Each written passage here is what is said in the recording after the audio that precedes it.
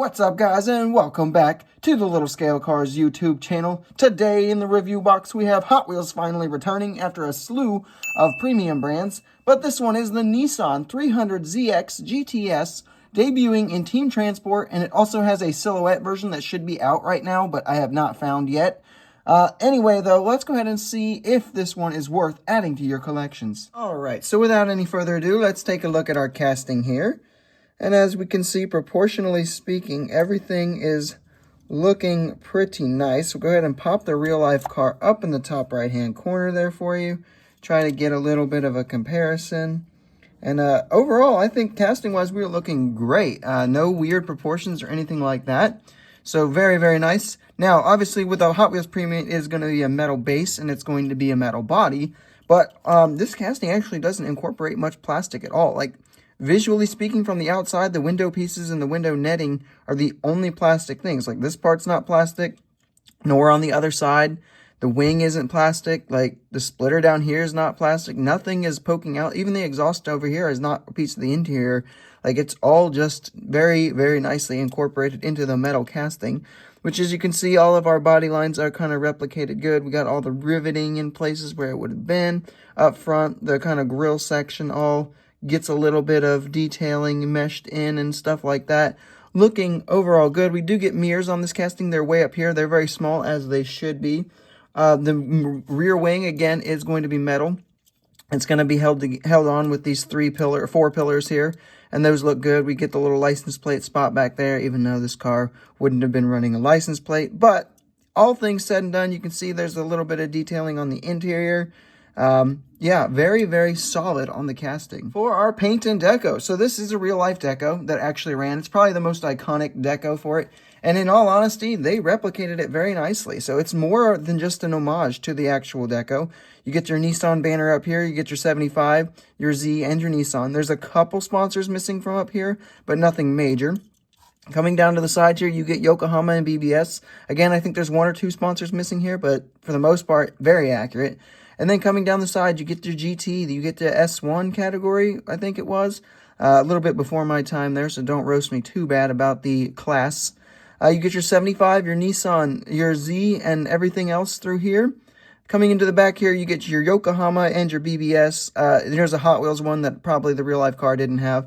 Overall, though, like, you are getting a very, very close to the real-life deal replicated here. And it's more than just an homage. It's actually very, very accurate. For the detailing, we'll start up here. We do get headlights. They are just tampos. They aren't like anything plastic or anything poking through there. That's all right. We do get some extra little lights right here, and then our grill section is tampoed in there very, very nicely and looking good. So you make our way down the side. I did mention earlier you do have the exhaust tips right here. They are just tampo work and paint. That's all good, though. They look all right. Wheels are actually extremely accurate to the real-life car. Like, this is as close as Hot Wheels could have gotten them to be accurate, and honestly, like, I don't have any beef with them whatsoever. Like, that is great. They did fantastic choice there. Making our way into the back section here, we do get our full tail lights decaled out there, and then you get the little 300ZX, and I mentioned earlier a little license plate spot there as well. So overall, the detailing that can be there is there. Again, we have a window net right here. Like, it's very, very nice on the details. Let's get a little bit of a closer look.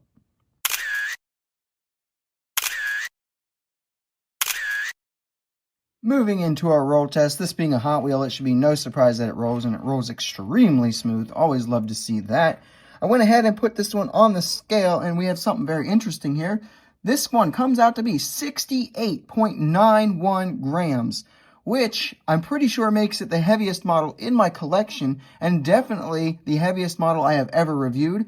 And it comes out to be about 8 grams heavier than the previous record holder, which was the Matchbox Collector Series Lexus LFA. So this one is noticeably heavier than the previous most heaviest model that I had ever reviewed. Alrighty, pros and cons time. Getting started with our pros. First big pro is this is going to be the easiest way to add a 300ZX GTS into your collection. Probably the cheapest as well. I'm sure Kyosho and some other premium brands have probably tackled this one, but this one is definitely going to be the easiest. If you're not willing to pay Team Transport money for it, there is the single version, the Calsonic livery, I believe, that is in the Silhouettes lineup hitting stores right about now. The other big pro is going to be the replication of the livery, in my opinion. I think that that thing looks almost perfect. Like, it really blows me away that they were able to get so many of the sponsors accurate. So I think that's really cool, and that is a huge pro for me. For our cons, though, when it comes to the actual release itself, there's no huge cons with like the model or the livery or anything like that. The biggest con is going to be that it's a team transport. So for me, I don't collect the haulers and anything. So basically, I'm spending 17, 18 bucks on a premium model and like 12 bucks on something I don't want at all. So that's always a little bit frustrating and a little bit disappointing.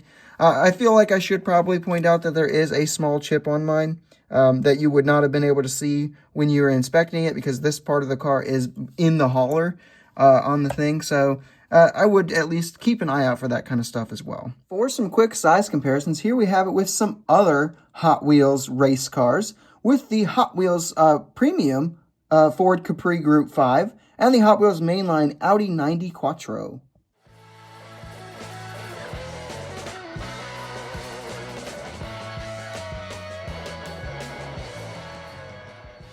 And here we have it next to some mini GTs with the Nissan GTR GT500 and the McLaren F1 GTR.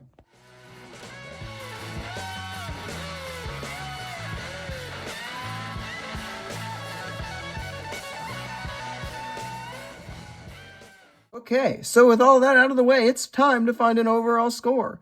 Hype level, I'm going to give it a 9.75 out of 10. This was one I was very excited for, and I was happy to see that it was 2 per case, because that made it pretty easy to get, even though I got a little impatient and bought it at a diecast show. Spent like $3 more than they go for in the store. A little bit stupid there, because I did end up finding it like a week later, but it is what it is. Execution, I'm going to give it a 9.9 out of 10. Very, very exciting things that came out of this. Like, really don't have any huge gripes. Feedback, 9.85 out of 10. I've had some people send me pictures of slightly less perfect quality control and things, but for the most part, everyone seems to be pretty happy with what they got here, so it's going to give you a high score there. When we take these 3 categories, add them up and average them out, we will end up with a 9.83 out of 10, which is a fantastic final score for an absolutely fantastic release. This casting came out great. It's really heavy too, which is cool. The deco came out basically perfect, so I really don't have anything to complain about at all. I do wish it wasn't a team transport, as I mentioned, because I don't collect the haulers. If you do collect the haulers, though, I would say like this release was like a dream for you, because that hauler was pretty cool as far as haulers go. If that hauler and the team transport really is a total deal breaker for you, just wait. I'm sure that this one will be released in 2 packs down the road at some point. And then you'll get another car for your money as well. So if that's your total deal breaker, just wait. But other than that, I say go ahead and get this one right now, because it's still easy to find on pegs, and this is not one you want to be missing out on. And with that, that is all I have for this review, guys. I hope you have enjoyed it. If you did, make sure you leave a like, subscribe if you are new, and I will see you in the next video.